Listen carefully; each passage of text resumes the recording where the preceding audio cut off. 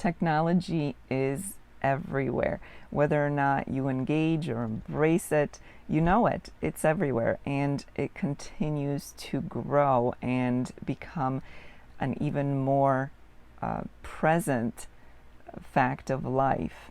Whether or not you realize, technology is also something that has us trained.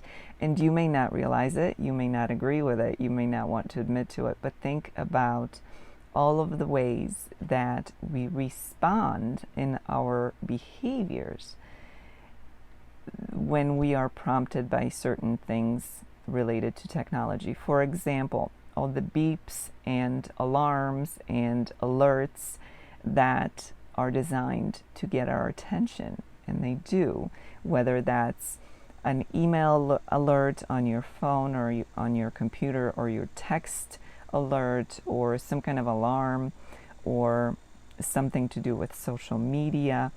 It's all there to send us some kind of a notification, some kind of an alarm, some kind of a heads up, some kind of an attention getter.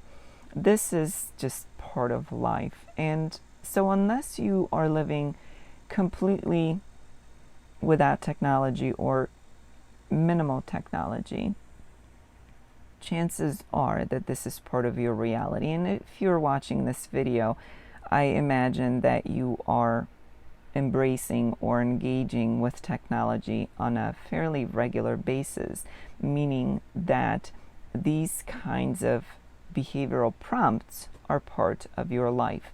Now, whatever your opinion on these behavioral prompts is valid. Whether you like it or don't like it, it's your opinion and you're entitled to it. But what I want to bring your attention to with these prompts and these alarms and these things that get your attention is that since they are a part of your life, why not use them to your benefit? You know, I'm all about finding ways to reduce stress, to make stress less harmful or less detrimental in your life. And using technology is one way to do it. So, since there are beeps and notifications and alarms that get your attention for their own agenda, for their own purpose, why not also use notifications or beeps or alarms for your own purpose, to help you have a healthy, happy, resilient life, so that you can deal with life and deal with stress in the best way possible. What do I mean by that? Well, it's very simple. You can set reminders or alarms on your phone or other electronic devices that you interact with on a regular basis to do healthy things, maybe to drink more water. So you could set a reminder on your phone, for example, or on your watch or your computer or whatever you use or interact with on a regular basis to drink water. So maybe you have an hourly reminder throughout the day to drink more water. You could have a reminder or a set of reminders, a number of reminders around meal times or before meal times, maybe an hour before a meal, to remind you to prepare and eat healthy foods. You could have reminders to be physically active, to go to the gym or go outside to have a workout. You could have a reminder to take a break from your screen. You could have a reminder to call a friend and make that social connection.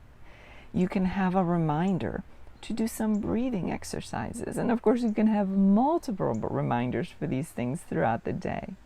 You could have a reminder to do a meditation or some quiet time. Do you see where I'm going with this? Your own imagination is your best friend here. All it takes is for you to take some time and come up with what kinds of things that are beneficial to you. Could you set up alarms or reminders on your phone or whatever other device that you interact with on a regular basis that could help you throughout the day?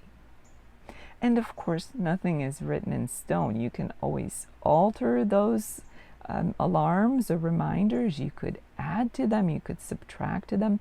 Make them such that they truly enhance your daily experience. You don't want to set so many that they annoy you. That's missing the point. But you want to set some that are most meaningful and most helpful. Reminders can help you to develop good habits if that's where you need some help. So a daily reminder, or maybe a couple times a day, whatever the case may be, to engage in some good habit that you've been wanting to embrace, but you just can't seem to remember or think of it on a regular basis enough to make it into a habit, to make that behavior into a habit. But this is such a simple way to do it. And of course, it'll take some time. Look, behavioral training is just that. It's training.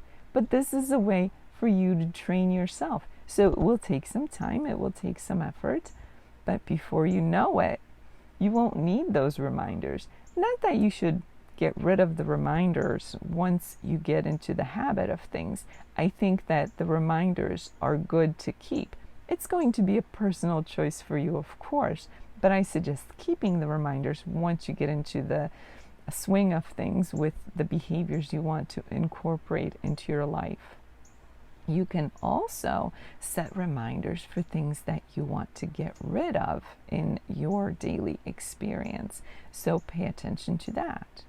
Maybe you have a bad habit of staying on your computer, on your phone, or whatever other electronic device late into the night, whether that's social media, whether that's playing games, whether that's watching TV. You could set a bedtime reminder for yourself. And that's a reminder that serves both to get a new good habit of going to bed earlier or at a reasonable hour, but it also reminds you to put away the electronics.